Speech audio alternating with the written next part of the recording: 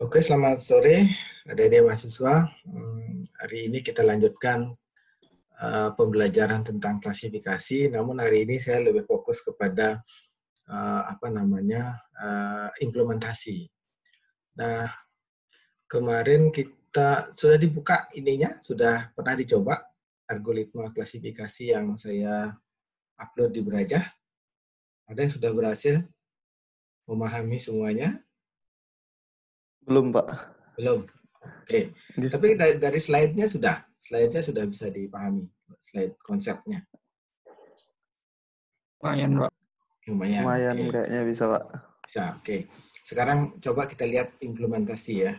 Nah, pertama sebelum masuk implementasi, saya coba cekkan dulu slide-nya. Nah, ini slide-nya. Saya besarkan sedikit. Ini slide-nya. Di sini kan kita belajar KNN ya. KNN, SPM, dan neuron net. K-means tidak saya bahas, tapi bisa Anda baca nanti nanti saya kasih link Python yang bahas tentang K-means ya. Saya coba SPM, KNN, SPM sama net bias nanti kita lihat. Konsep KNN itu kemarin ini adalah SPM-nya. Kalau KNN-nya kan ini algoritmanya cuma dari 5 langkah. Initialize K, kemudian calculate distance, sort distance, take minimum distance, determine single majority ya. Itu ada 5 langkah itu. Kalau saya contohkan di sini, ini di basisnya adalah di MATLAB kemarin. Ini D1 kita hitung jaraknya, kemudian habis jarak kita dapatkan distance-nya, kemudian distance-nya kita sort. Ini, kemudian setelah di sort kita pilih K-nya, ada K berapa? Ada 3 sebetulnya di sini, maka didapat ini. Jarak terpendek yang terpilih ini, ada 3 ini. Kemudian dari jarak terpendek itu dilakukan voting, mana yang terpendek. Ternyata kelas min 1 itu ada 2, kelas 1 itu ada 1. Maka kesimpulannya adalah data input itu adalah kelas min 1. Itu. Nah, sekarang saya balik ke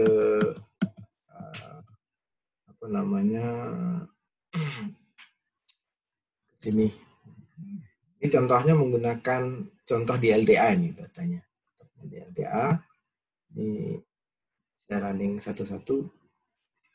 Kita run. Mungkin saya clear dulu deh, biar enak. Clear.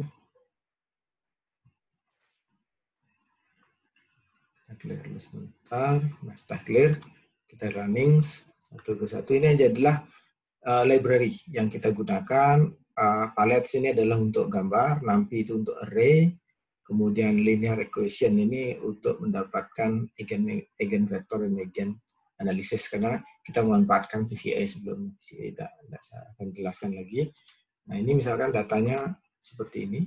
Jadi ada punya data 3 variabel, ada 1, 2, 3, 4, 5, 6, 7, 8, 9, 10. Ada 10 dengan 2 kelas plus 1 sama kelas 2. Kelas 1 dan kelas 2. Ini adalah fungsi PCA yang saya gunakan untuk mendimensional reduction dari data ini. Kemudian saya dimensional reduction itu dari 3 itu menjadi 2. Dari variabelnya 3 ini, itu saya jadikan 2, maka akan dapat data kalau diplot, kita running saja. Ya. Ini saya running dulu. Selesai, kemudian di sini kita running, maka saya dapat dari datanya dimensi 3, 1, 2, 3, kelas merah sama kelas hijau, itu dengan VCA kita plot menjadi data merah, data hijau, sama ini data query. Data query atau data query projection atau data TQ. Data query, ini kita diminta untuk mengklasifikasikan ke kelas mana dia gitu dengan KNN. Nah, sekarang di sini saya mengambil contoh pakai library.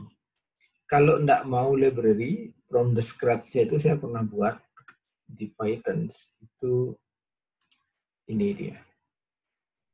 Ini data from the scratch-nya itu, ini ada contoh di KNN-nya. Pertama, kita harus bikin Euclidean distance dulu, jarak, menghitung jarak. Jadi di sini saya bikin Euclidean distance, instance 1 sama instance 2 itu length-nya berapa, length yang diambil, yang dihitung. Nah, di sini kita akan menghitung jarak data 1 dengan data 2 menggunakan fungsi ini. Maka kita hitung dapatnya ini. Berarti fungsi Euclidean distance kita jalan. Kita bikin fungsi Euclidean distance. Kemudian berikutnya, dari Euclidean distance itu kan kita cari jarak, k-nearest-nya. K-nearest-nya caranya gini, get neighbor atau training set sama test instant. Jadi kita cari instannya. Di sini cuma memanggil fungsi Euclidean distance berkali-kali, kemudian distance-nya itu dimasukkan ke sini. Ini kemudian di sort. Setelah sort kita ambil distance-nya, k-distance. Di sini misalkan training set-nya ini, test instant-nya ini. Kita ambil K-nya 3, maka ada 3, 1, 2, 3. Kemudian respon. Respon ini adalah untuk menghitung voting. Respon ini voting. Voting atas instan yang kita pilih 3 tadi. Ada 3 dari 1, 2, 3, 4. Ya, kita pilih 3 dari jarak terpendeknya. Setelah dapat itu, kita hitung. Nah, kemudian kita hitung akurasinya. Cocok enggak? Nah, dari data yang diberikan itu, responnya adalah, karena yang terpilih kan, kalau 3 itu ini kan, A, B, B. Maka kesimpulannya B. Tuh. Kenapa B? Karena voting B itu lebih banyak dari A. Kan. Inilah simple kok. KNN itu kayak gini saja. Ketika kalau kita gunakan untuk data yang besar, misalkan ini ada iris, itu prediction setosa, aktualnya setosa benar. Tidak ada yang salah di sini. Ini nih, Virginia, diprediksi Virginia, padahal aktualnya Versicolor ini salah. Ya. Sehingga akurasinya dari sekian itu dapat 95. Kita hitung akurasinya dari ini. Itu. Nah, kalau kita kembali ke code yang tadi, ini saya pakai library. Kalau mau library, sepenuhnya saya pakai sklearn ya. Sklearn ya. Sklearn ini, di sini saya akan mengimport confusion matrix untuk menghitung confusion matrixnya. Kemudian mengimport classification report, kemudian mengimport training test split, ini kita memisahkan, kemudian mengimport accuracy score. Kemudian dari ini, saya bikinkan satu fungsi, yaitu untuk meng-print output dari klasifikasinya. Di sini ada classification report, ada confusion matrixnya, kemudian ada akurasinya. Ini aja yang kita print. Maka, kalau pakai library itu simpel saja manggilnya, hanya 2 line sudah selesai. Ini adalah, pertama adalah saya import dulu k-nearest Bohr classifiers. Ya. Ini kita import, namanya KNN classifiers, k-nearest Bohr classifier, n neighbors-nya berapa. Tergantung apa 1, apa 2, apa 3, tergantung. Kalau ini adalah K-nya, ini parameter K-nya. K-nya berapa? 1, apa 2, apa 3. Di sini kebetulan 1. Kalau mau 2, mau 3 boleh. Kita ganti dengan 3. Nah, jadi ini udah jalan, sekarang kita random. Ini 3. Kita random. Dia biasanya agak lama, karena dia import. Didapatnya kalau 3, itu akurasinya 100%. Ini adalah precision-nya, ini recall-nya, ini F1 score-nya. Precision, recall, F1 score, kemudian ini akurasi. Jadi kalau Anda nanti melakukan riset, itu ingin mendapatkan parameter precision, recall, dan F1 score, itu bisa menggunakan fungsi ini. Nggak perlu ngitung lagi, cukup pakai ini saja, itu sudah dapat parameter yang kita ukur. Ya. Dari data yang kecil ini kan, ini kelasnya ada 4, ini kelasnya ada 5, dari keempat itu semuanya dikenal 100%. Ya. Nah, yang terpenting di dalam KNN itu bagaimana kita bisa mengilustrasikan. Ini kan pertama setelah kita panggil KNN3, kemudian ada KNN classifier.pit. Ini fungsinya adalah untuk training. Ini training. Ini training. Kemudian predict ini adalah untuk klasifikasi. Ini adalah untuk classification. Untuk training, ini untuk classification.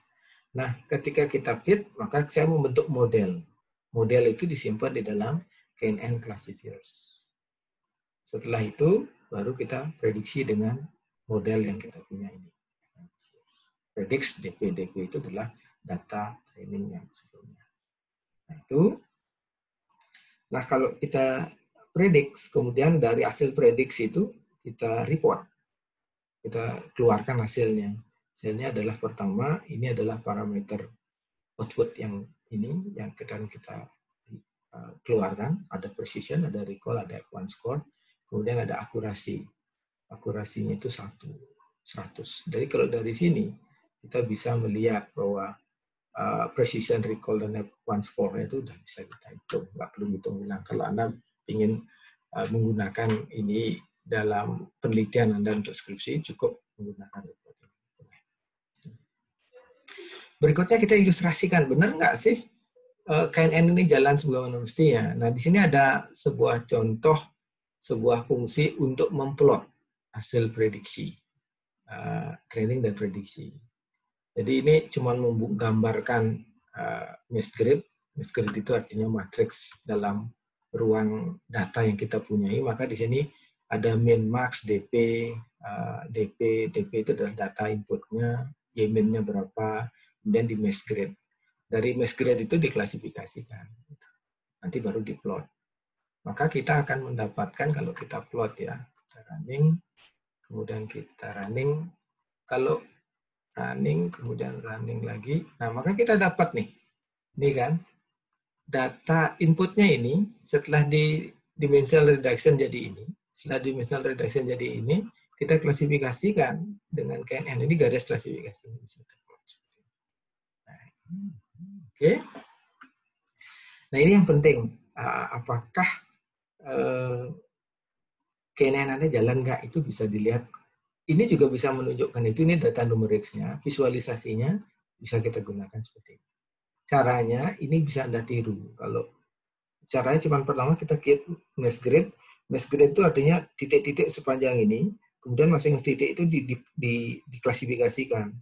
Ini ada ribuan mestinya ini diklasifikasikan. Kemudian di garis pemisah itu dikasih warna, dikasih marker. Itu aja caranya. Kemudian ini pemplotan data aslinya yang ini, kemudian ini adalah kemudian garis klasifikasinya itu diplot di lewat sini, di sini. Plotnya itu di sini, sorry. Di color kontur ini kita ngeplotnya x, y, dan z. Nah, inilah kita memplot ini garis klasifikasi. Oke. Nah, itu kita membuktikan bahwa KNN yang kita buat tadi itu sudah berjalan sebagaimana mestinya, karena dia bisa menghasilkan garis klasifikasi yang memisahkan kelas merah sama kelas hijau. Sekarang pertanyaan berikutnya adalah begini. Klasifikasikan data query unknown class TK ini menggunakan model KNN yang sudah diperoleh sebelumnya. Coba kita klasifikasikan. Kalau dilihat dari gambar ini, itu dia klasifikasinya masuk ke kelas yang hijau. Kelas hijau itu kelas berapa? Kita bisa lihat ke sini, kita confirm ke sini di code ini. Kelas hijau itu adalah kelas 1, ID plus 1. Sedangkan kelas yang kedua itu adalah merah, red. Ini dark green, ini red. Plus 1 itu dark green, red itu kelas nomor 2. Ya. Maka, benar nggak? Nah, maka kita jalankan fungsi yang kita buat tadi, ini. Cara klasifikasinya simple kok, kalau Anda mau simpelnya gini. ID prediction itu sama dengan kelas model yang kita buat sebelumnya, KNN classifier predicts tk.receive1-1. Ini adalah array-nya 1, vektor ini dijadikan matriks karena dasar kita mentraining tadi pakai matriks.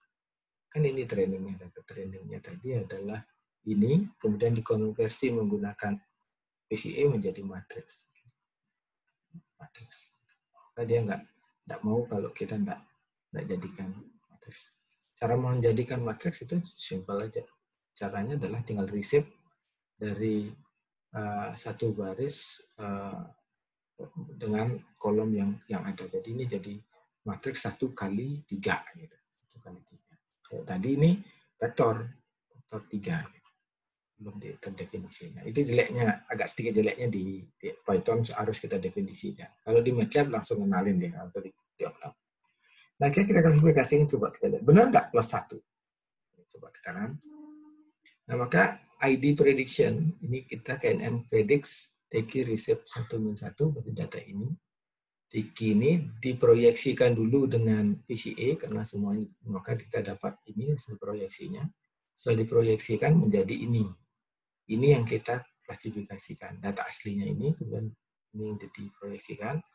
Kemudian, kalau Anda mau tampilkan, ini dari ini input, data query Teki, kemudian bisa ditulis ini. Proyeksinya.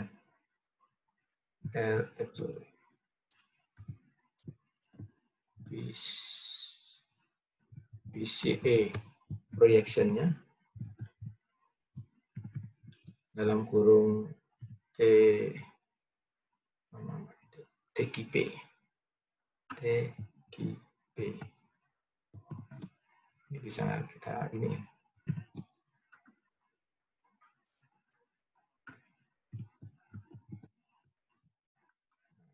Dikenali, ini bisa running ulang. Ini data aslinya. PCA projection TKP-nya jadi ini. Kemudian ini dikenali sebagai 1. Ini apa yang dihasilkan di sini itu sama persis dengan di sini. Karena di sini kelas kuning ini itu ada di kanannya garis klasifikasi. Maka dia cocok dengan ini. Kalau di sini keluarnya -1, itu salah berarti. Oke. Ada pertanyaan sampai di sini dulu? Halo? Cukup? Lumayan, cukup Pak, cukup. Oke. Berikutnya SPM ya. Support vector machine awalnya adalah diawali dengan mencari support vektornya. Tapi di sini karena saya pakai library, dia langsung akan mencari support vektornya secara otomatis. Jadi di sini saya memakai kernel namanya kernel linear SPM. Linear support vector. Linear support vector dari SKN library. Ini kalau Anda pakai library itu cuma 3 baris sudah jadi. Pertama import dulu SPM import linear SPC. Kemudian SPC classifier sama dengan linear SPC, ada parameter C di sini sama dengan 1. Kemudian parameter C ini itu adalah parameter banyaknya variabel yang bisa kita kita modelkan gitu dengan semakin banyak ini semakin baik teorinya. C-nya semakin besar. Makanya kalau kita pakai library, kita harus mencari magic number C ini berapa sih yang optimal. Berapa yang optimal. Nanti saya contohin ya, C-nya berapa yang optimal. Maka di sini ada, kemudian kalau ini training modelnya, kita tinggal SPC classifier.fit. Datanya, DP-nya tadi sama ID-nya. Di sini DP sama ID. Sama dengan tadi, kita melakukan training dengan perintah KNN fit DP ID. DP ini data projection dari data inputnya, kemudian ID ini adalah ID. Sama persis, kemudian ketika kita lakukan prediction, sama juga JPreds itu sama dengan SPC classifiers predicts. Nah ini bisa beda-beda nggak namanya? Bisa. Ini kebetulan aja saya kasih nama ini. Ini variabel dari SPM-nya. Variabel SPM itu dia bentuknya kayak objek ini, objek dari kelas support vector classifiers. SPC.fit itu untuk training, SPC.predict itu adalah untuk memprediksi. Kemudian yang ini itu adalah fungsi untuk mereport hasil dari classifiers. Coba kita jalankan ya. Ini. Hasilnya juga 1, precision recall-nya juga 1, report-nya juga 1, magic number-nya 1. Nah, berikutnya kita ingin membuktikan apakah SPC classifiers ini jalan nggak sih itu untuk data yang kita kita gunakan tadi. Maka bisa kita jalanin sama dengan yang sebelumnya. Di sini nggak perlu buat mass grade lagi, karena mass grade yang di sini bisa kita pakai. Nggak perlu buat. Sekali aja kita buat mass grade. Ya, mass grade-nya, maka bisa kita jalankan langsung Z-nya. Kita prediction-nya, kemudian kita running. Dapat. Ini benar-benar linear kan? Nggak ada belok-beloknya. Di sini ada belok-beloknya sedikit. Ini artinya KNN itu nggak linear. Sedangkan ini benar-benar linear. Ya, benar linear. Linear, kemudian kalau kita prediksi yang tadi ini, yang data yang input ini, kita ingin klasifikasikan, benar nggak sih? Nah, ini di sini kurang lengkap. Saya cuma tulis ini. Ini belum tentu jalan. Coba. Nah, error kan? Coba kita cek. Insert cell below. Sorry. Insert. Ini saya copy dulu statement di sini.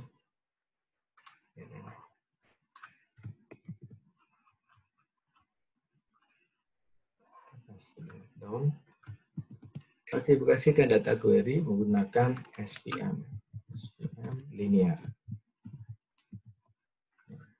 Yang sudah diperoleh sebelumnya. Ya, sebelumnya di atas maksudnya. Maka di sini kenapa dia salah gitu? Kita lihat salahnya. Bawah bisa di sini. Ini katanya salah. Dia array-nya 2 dimensi diberikan array 1 dimensi. Salah dia. Maka harus dirubah menjadi di reshape katanya. Maka bisa aja kita reshape ini dengan mengambil contoh yang sama di depan. Reshape, TKP, reshape ini. Saya copy ke bawah aja nih, biar bisa dia tampilkan. Ini saya copy tadi. Itu. Jadi reshape. Kemudian data query TK, bisa berulang TKP, dikenali sebagai ini. Bisa Anda tambahkan lagi komentarnya dengan SPM classifiers. Tambahkan, coba kita jalankan. Reshape-nya tidak dikenali karena tidak ada variabel yang apa yang di reshape. Kalau tidak ada adalah TKP. TKP dot. Nah, dikenali sebagai plus kelas plus 1 juga dengan SPM classifiers. Jadi data inputnya ini, kemudian hasil proyeksinya ini dikenali. Nah, kalau kita lihat di gambar, sama persis berada di sebelah kanan sedikit. Ya, walaupun kalau persis sekali bisa jadi nggak dikenali. Tapi kalau ada di sebelah kanan sedikit, itu masih dia dikenali sebagai plus 1. Jadi ini adalah bentuk SPM. Nanti ada contoh menggunakan data yang besar. Ini datanya kecil di depan. Kecil yang ukurannya cuma 10 kali 3. Kemudian diubah menjadi 10 kali 2. Akan kita kenali menjadi itu.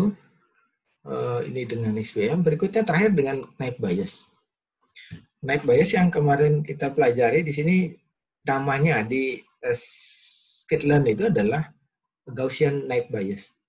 Fungsi Gaussian Naive Bayes, NGB classifier, saya namai NGB classifier, saya panggil Gaussian-nya. Kemudian NGB classifier.pet sama saja dp, id. Kemudian prediction sama kemudian class report. Jadi kalau Anda pakai ini, nah segini saja itu sudah menghasilkan klasifikasi. Maka kalau Anda pakai misalkan untuk kegiatan skripsi gitu, bisa saja Anda gunakan ini. Caranya adalah menggunakan seperti ini, tetapi kalau mau pakai library itu harus melakukan perbandingan. Ini kan bandingkan ya. Naive Bayes saya bandingkan dengan SPM, saya bandingkan juga dengan KNN. Nah ini kalau Anda punya data yang besar, itu bisa. Ini sudah bisa Anda jadikan satu buah preskripsi, tapi harus difokuskan pada mencari parameter yang terbaik. Ini kan baru satu-satu aja contohnya. Nah itu. Nah ini sekarang kita coba, kita panggil Gaussian-nya. dan running saja, nah dapatnya juga 1 karena datanya kecil, pasti selalu 100.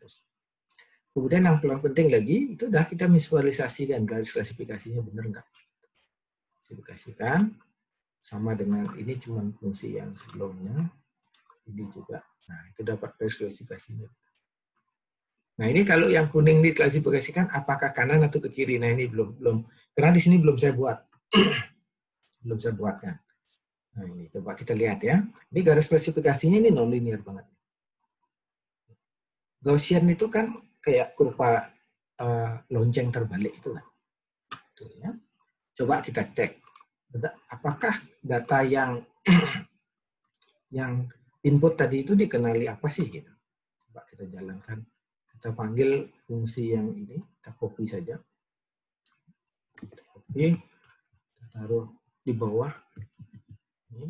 Tapi saya tambahkan dulu di atasnya sebuah line komentar. Selebut, tipenya adalah markdown. Saya copy dulu dari sini.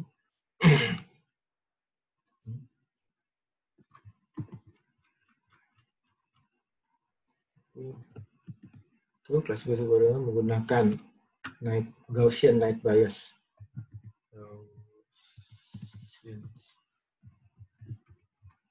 NB night bias. Di sini maka night bias. Coba kita cek. Tapi ini nama klasifikasi kan masih SPM. Sekarang kita tadi namakan apa? Kita cek ke atas. Ini Gaussian classifiers. GNP classifiers. Kita ganti namanya di sini sebagai GNP classifiers. Nah, saya running. Nah, dikenali sebagai kelas kedua. Salah dia di sini. Ya. Nah, kenapa salah kalau kita bisa confirm ke sini? Karena ada di sebelah kiri garis. Ya, sebelah kiri. Nah, artinya dari kalau kita lihat untuk data yang kecil ini tampaknya night bias agak gagal dia melakukan klasifikasi. Ada yang tahu kenapa dia gagal? Halo? Halo? Ada yang tahu kenapa dia gagal? Menurut adik-adik deh, kira ada yang bisa kasih komentar kenapa dia gagal?